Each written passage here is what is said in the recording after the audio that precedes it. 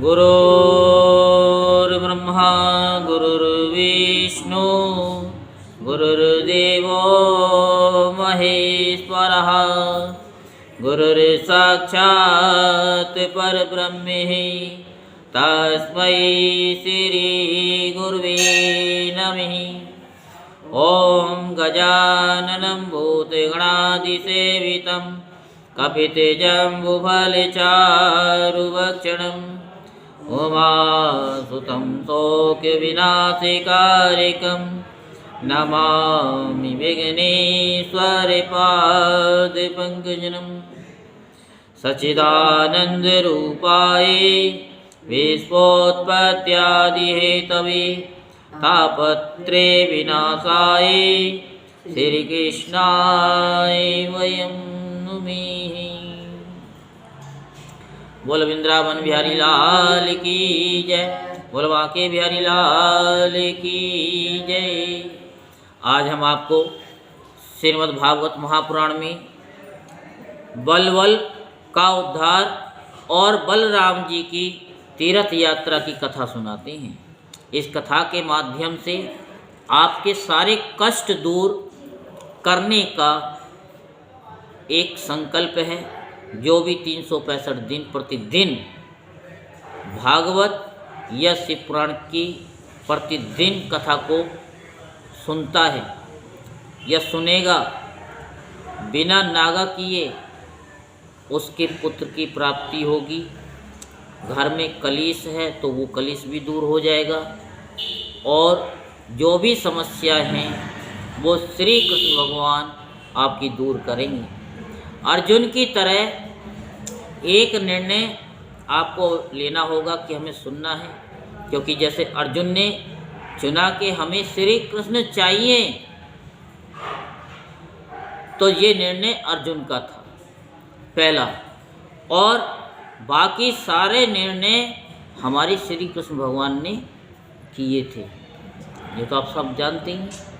तो ऐसे ही आपको एक निर्णय लेना पड़ेगा कि हमें 365 दिन श्रीमद् भागवत की कथा, एक अध्याय, एक वीडियो यूट्यूब की हमें सुननी है।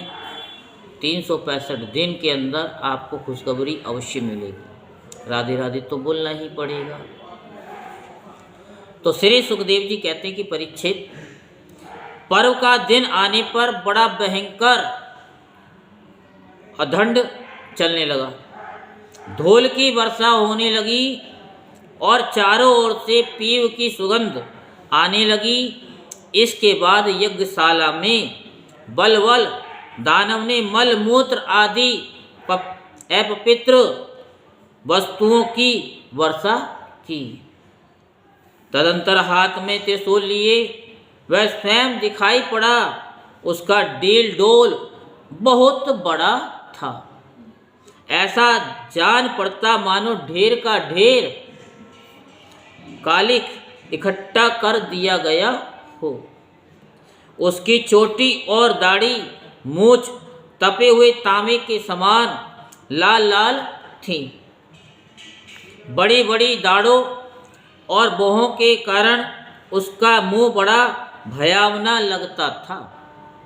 उसे देखकर भगवान बलराम जी ने शत्रु सेना की कुंदी करने वाले मूसल और दैत्यों को चीर फाड़ डालने वाले हल का स्मरण किया। उनके स्मरण करते ही वे दोनों शस्त्र तुरंत वहां आ पहुंचे। बलराम जी ने आकाश में विचरने वाले बलवल दैत्यों को अपने हल के अगले भाग से खींचकर उस ब्रह्मद्रोही के सिर पर बड़े क्रोध से एक मूसल कसकर जमाया, जिससे उसका ललाट फट गया और वह खून उगलता तथा आर्त स्वर से चिल्लाता हुआ धरती पर गिर पड़ा। ठीक वैसे ही जैसे वज्र की चोट खाकर गेरू आदि से लाल हुआ कोई पहाड़ गिर पड़ा हो। नेमी सारण्यवासी महाभाग्यवान मुनियों ने बलराम जी की स्तुति की, उन्हें कभी न व्यर्थ होने वाले आशीर्वाद दिए। और जैसे देवता लोग देवराज इंद्र का अभिषेक करते हैं, वैसे ही उनका अभिषेक किया। इसके बाद ऋषियों ने बलराम जी को दिव्य वस्त्र और दिव्य आभूषण दिए तथा एक ऐसी वैजयंती माला भी दी जो सौंदर्य का आश्रय एवं कभी न मुरझाने वाले कमल के पुष्पों से युक्त है। तदंतर नैमिषारण्यवासी ऋषियों से विदा होकर उनके आज्ञानुसार बलराम जी ब्राह्मणों के साथ कौशिकी नदी के तट पर आए। वहां स्नान करके वे उस सरोवर पर गए जहां से सरयू नदी निकली है। वहां से सरयू के किनारे किनारे चलने लगे, फिर उसे छोड़कर प्रयाग आए और वहां स्नान तथा देवता ऋषि एवं पितरों का तर्पण करके वहां से पुलाश्रम गए। वहां से गंडकी, गोमती तथा पिपासा नदियों में स्नान करके वे सोननंद के तट पर गए और वहां स्नान किया।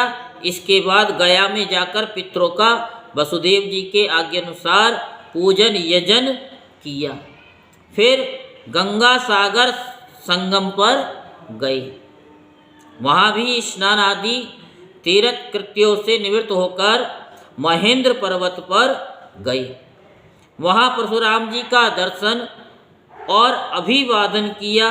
तदंतर सप्त गोदावरी, वेणा, पंपा और भीमरथी आदि में स्नान करते हुए स्वामी कार्तिक का दर्शन करने गए तथा वहां से महादेव के निवास स्थान श्री शैल पर पहुँचे।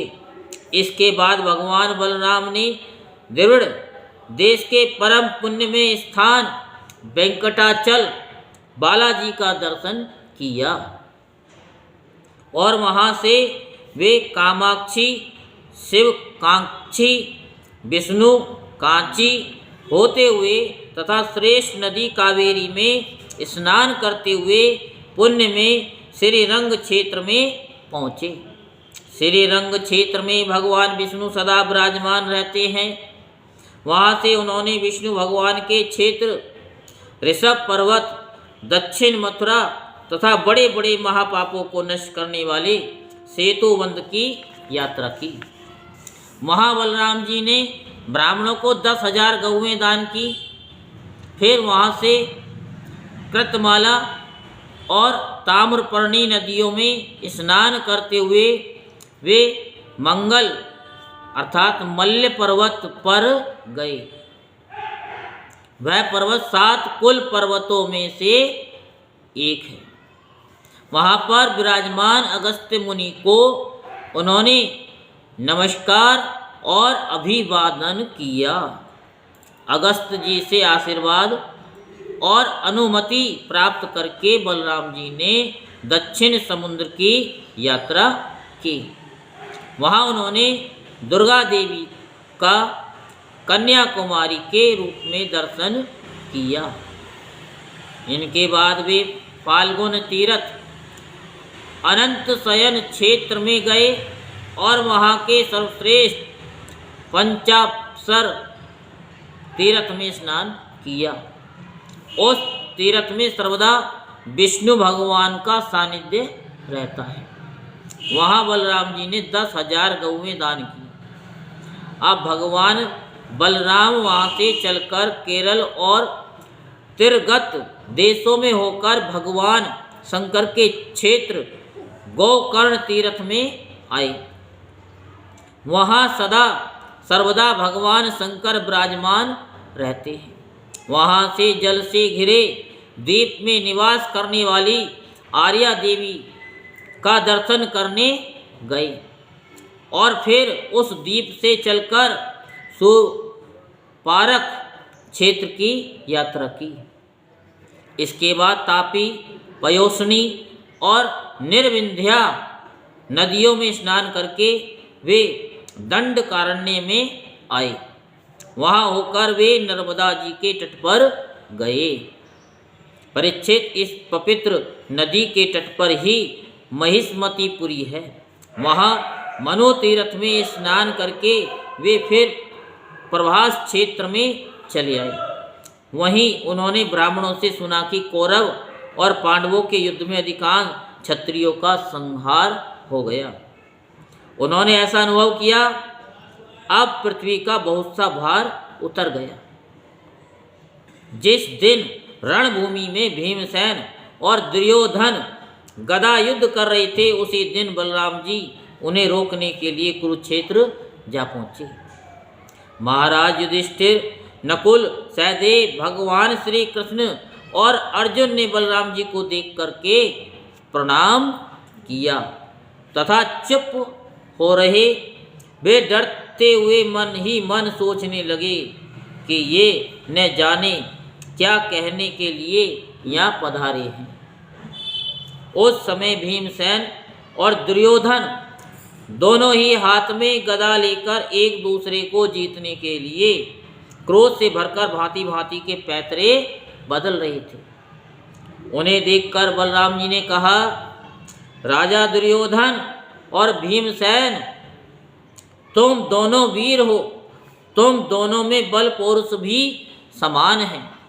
मैं ऐसा समझता हूँ कि भीमसेन में बल अधिक है और दुर्योधन ने गदा युद्ध में शिक्षा अधिक पाई है।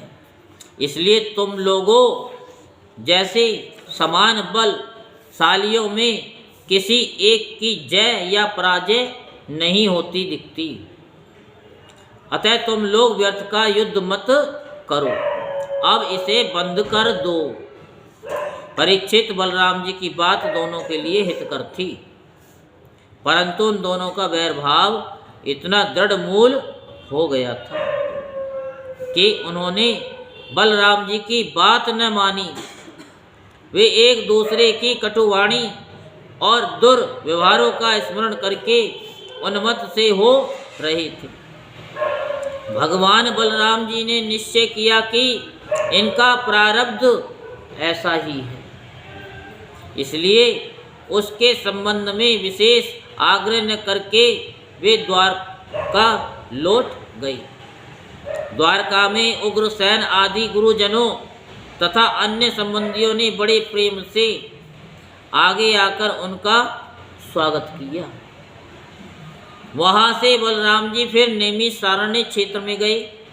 वहां ऋषियों ने विरोध भाव से युद्ध आदि से निवृत्त बलराम जी के द्वारा बड़े प्रेम से सब प्रकार के यज्ञ कराए। परीक्षित, सच पूछो तो जितने भी यज्ञ हैं वे बलराम जी के अंग ही हैं। इसीलिए उनका यह यज्ञ अनुष्ठान लोक संग्रह के लिए ही था। सर्वसमर्थ भगवान बलराम ने उन ऋषियों को विशुद्ध तत्व ज्ञान का उपदेश किया। किसका? तत्व ज्ञान, जिससे वे लोग इस संपूर्ण विश्व को अपने आप में और अपने आप को सारे विश्व में अनुभव करने लगे। इसके बाद बलराम जी ने अपनी पत्नी रेवती के साथ यज्ञांत स्नान किया और सुंदर सुंदर वस्त्र तथा आभूषण पहनकर अपने भाई बंधु तथा स्वजन संबंधियों के साथ इस प्रकार शोभायमान हुए, जैसे अपनी चंद्रिका एवं नक्षत्रों के साथ चंद्रदेव होते हैं। परीक्षित, भगवान बलराम स्वयं अनंत हैं। उनका स्वरूप मन और वाणी के परे है। उन्होंने लीला के लिए ही ये मनुष्यों का सा शरीर ग्रहण किया है। उन बलशाली बलराम जी के ऐसे ऐसे चरित्रों की गिनती भी नहीं की जा सकती। जो पुरुष अनंत सर्वव्यापी अद्भुत कर्मा भगवान बलराम जी के चरित्रों का साय प्रातः स्मरण करता है, वह भगवान का अत्यंत प्रिय हो जाता है। और कौन कौन होते भगवान के प्रिय? जो आधी किलो दूध को आधा करके इतना गर्म करें कि वो आधा हो जाए और उसमें थोड़ी सी चीनी डाल करके रात को पिए तो उसे तत्व ज्ञान की जल्दी ही प्राप्ति हो जाती है। राधे राधे तो बोलना ही पड़ेगा। जय जय श्री राधेश, जय जय श्री राधेश, जय जय